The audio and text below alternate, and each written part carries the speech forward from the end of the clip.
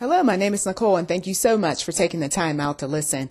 Today, we're talking about children once again, and this time we're talking about the indicators that a parent is not going to have a close relationship with their children in the future. There are some awful things that take place between parent and child. And then there are those things that aren't awful. They're just things that eventually affect the relationship over time. We're not going to label anything as right and wrong. We're simply going to look at some signs, some things that our God in heaven, in addition to some wise people, will bring our attention to concerning our children. And these indicators will tell the tale later on in life. You may not be distant from your child for 10 or 15 years, but then later on, 20 plus years later, you realize, wow, I'm really not close to my child. What happened? So these indicators showed up early on. This would have been as far back as when the child was a baby. The prophetess or prophet around you, which you may not have called that person that, you may not have looked at that person as being a prophet or prophetess, but when God moves on his messengers and they give you a prediction, if you will, of what the future holds, and it's on point, it sounds good, but you're not really taking it as something important. You are kind of ignoring the prophecy. You might even laugh. You might even disrespect the messenger. The truth is that you were told and you did not pay close attention to the signs. Now, this is for people who you're seeing signs already that you and your child are not going to be close during adulthood, okay? And some of you others, you are close now, but you think it's going to always be that way. You've even told people in a braggadocious sort of way that, oh, my baby will always be my baby. We're always going to be close. And I love her and she loves me and I love my son and my son will never do anything to hurt me. And, you know, and so some of these parents that have been there, done it, seen a movie in terms of their relationship with child being close and then slowly but surely being apart, they just say, to themselves, she just don't know what's ahead. He just don't know. Ain't no sense in doing all that bragging about how close you and your son are, because there's indicators. There's indicators throughout the relationship that show that connection is going to slowly but surely unravel. And here's how. These are common disconnections that take place over time, okay? Because of number one, the individual has been called so many names. That son or daughter, the parent may have said these names to his or her son, or they said these names behind their back when they were angry. Everything's cool as long as mom is happy, dad is happy, and you're doing what you're supposed to, right? But then they start with a whole lot of really bad, mean-spirited types of things that they say. And it doesn't happen just once. It happens repeatedly over time. And with each confrontation, something within the child sinks, okay? Or it could be an adult son or daughter who has gotten to a place where they're tired. They haven't said anything to mom or dad yet, but they have grew weary of these outbursts. The name calling, the disrespect, and then I'm supposed to still come around and still do for you and still respect you and everything else. Okay? Just pay attention. As far back as a child or baby even, mom or dad was being abusive, or both. How were they being abusive? Well, the child was crying and no one was really running to the child's aid. Not when the child needed immediate help. Nope, I'm just going to let that child scream and yell because they told me not to pick the baby up. They being other relatives and whoever else, maybe an old school doctor. Don't pick the baby up, just let the baby cry. Okay? So the baby has to learn how to comfort his or herself. But meanwhile, their stomach is hurting because they're hungry. Meanwhile, their stomach is hurting because they're sick. Or they've got some other things wrong, but they are ignored. Okay? Another point is as the child gets older, still they notice that their needs are not being met during crucial times. We're not talking about I just want something, but during crucial times. Okay? Where there is no one else. It's just you, mom. It's just you, dad. Step up to the plate. But nope. I'm going to teach this child a lesson. There's always some type of lesson being taught. But how many times is one's needs going to be ignored, or one is going to receive a bunch of criticism and so forth because they have the need, before the child eventually says, you know what, I'm just not going to go to mom or dad for too much of anything. I will just suffer. I will struggle in my mess. Okay. Once again, setting the child up for a distant relationship or no relationship at all with the parent. Okay. Those that have had to endure the types of abuse that cause much pain. We're talking about on the skin, on the flesh. Okay. Those feelings don't go away easily. They don't. And there are certain triggers that will cause that person to relive moments where they were walking around on eggshells, very fearful of the other parent. Okay.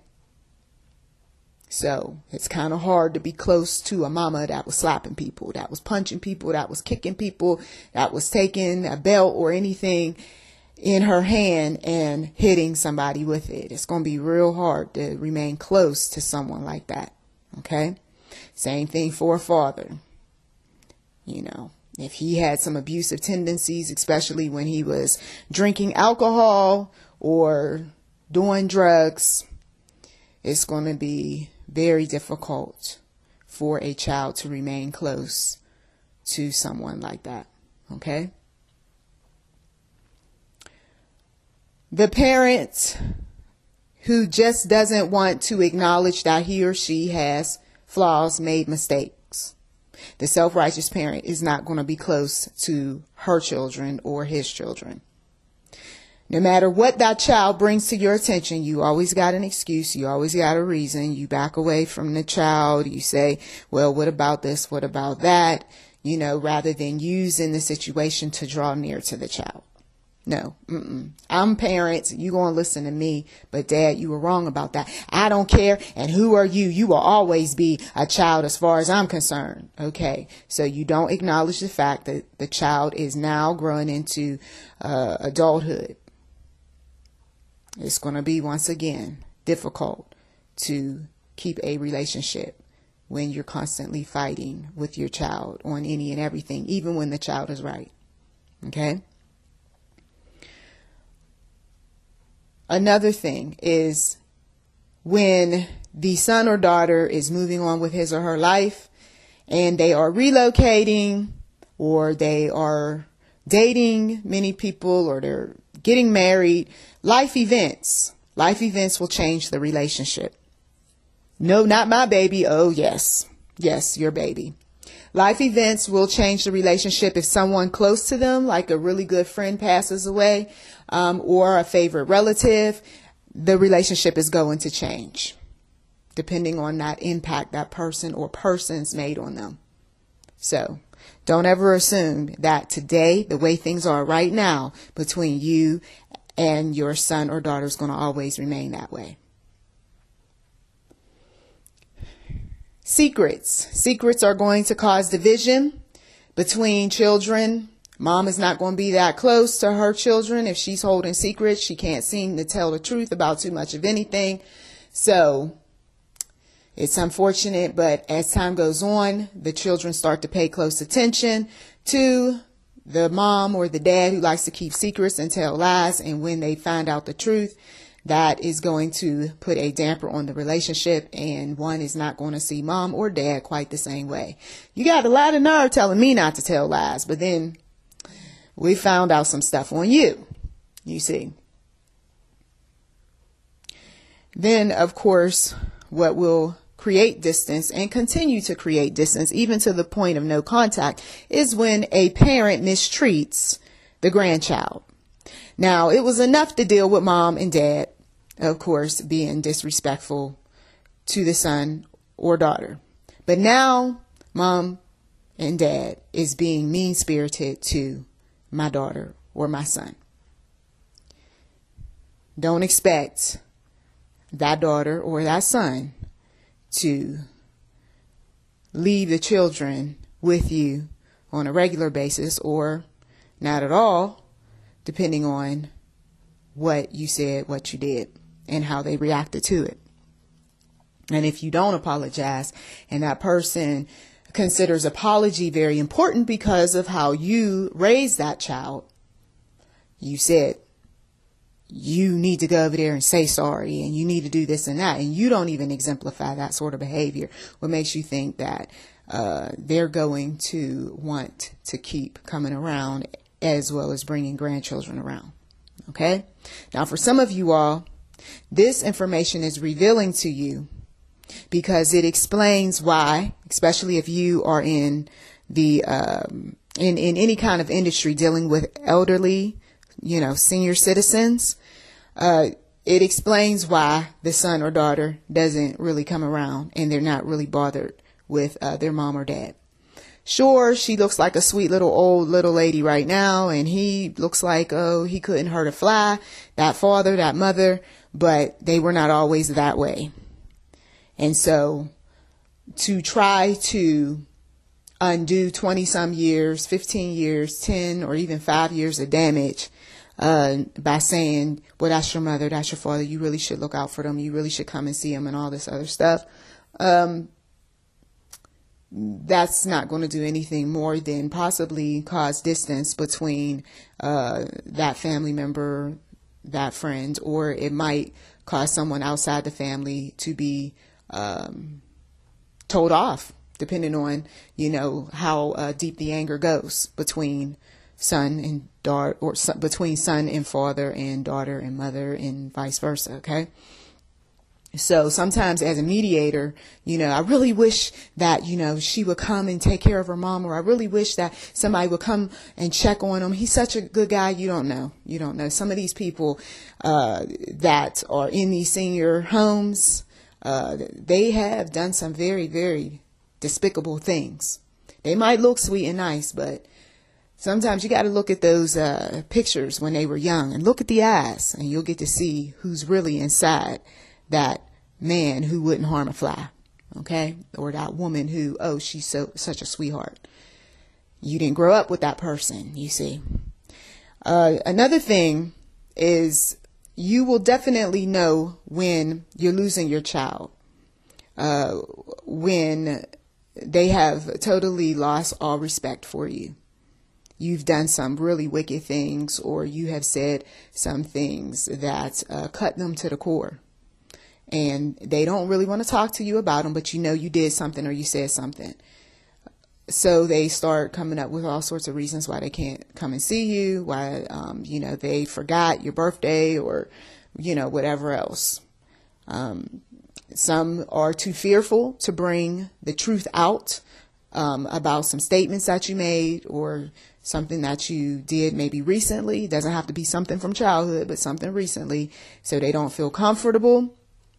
And they know that if they do bring up certain subjects, depending on your temperament, if you are one who is loudmouth and sassy and likes to get up in people's faces and all of that, they're not going to tell you what's really going on. They'll just gradually distance themselves until eventually they're in a safe place and they don't have to deal with you anymore.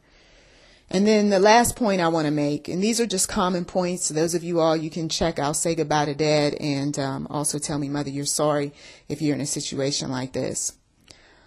The last point that I want to make is, and I'm starting to lose my train of thought,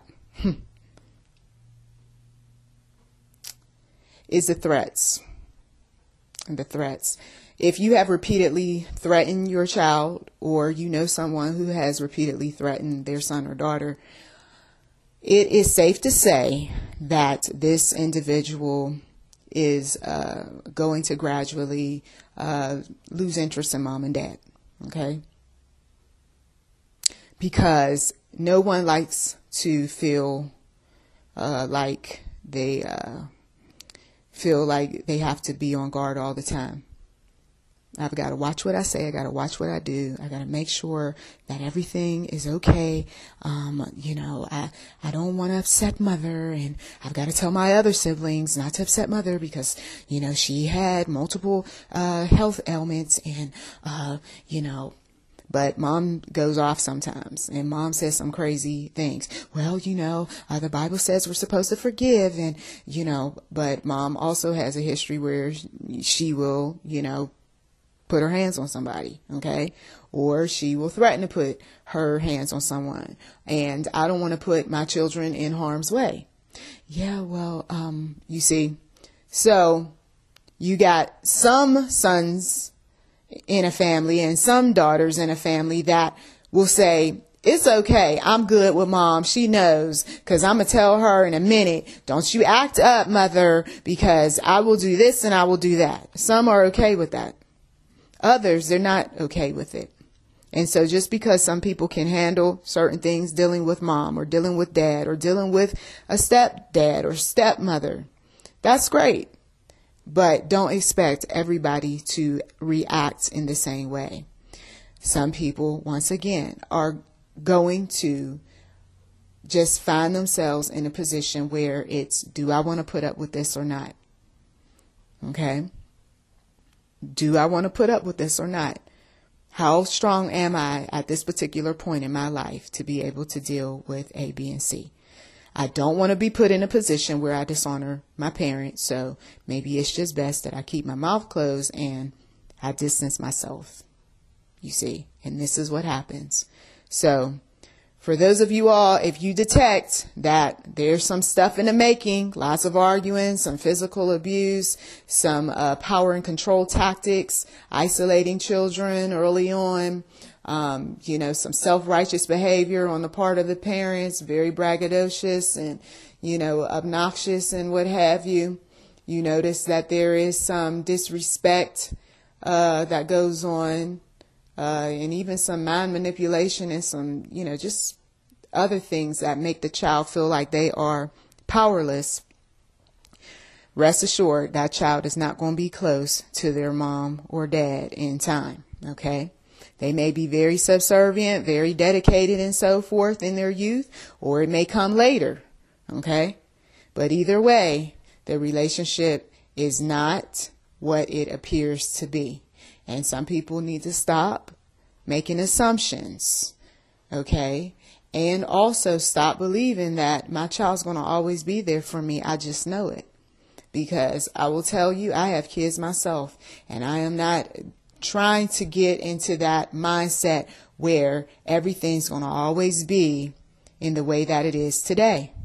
Because I know life throws us all sorts of curveballs, and that son that I see today may not be that son tomorrow, you see. So I thank you as always for taking the time out of your busy schedule to listen. You've been listening to YouTube NM Enterprise 7. Feel free to subscribe. And also, if you haven't given, please do. And you can check the description box for those books that I mentioned. Tell Me Mother You're Sorry and Say Goodbye to Dad. Blessings to you.